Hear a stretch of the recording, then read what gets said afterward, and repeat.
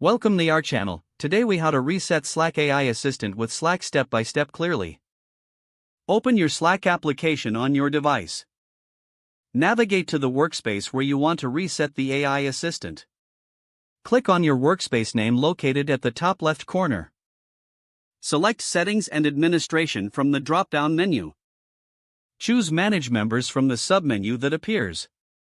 Locate the AI Assistant in the list of members or integrations. Click on the AI Assistant's name to access its profile. Look for the option labeled Remove or Disconnect.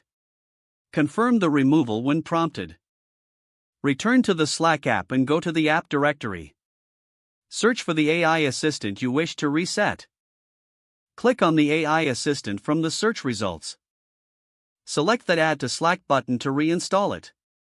Follow the prompts to complete the installation process. Once installed, configure the settings according to your preferences. Test the AI Assistant to ensure it is functioning properly. Repeat any previous steps if you encounter issues during the reset.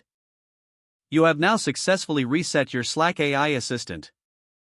If the page does not load, refresh the browser or try again in a private or incognito window.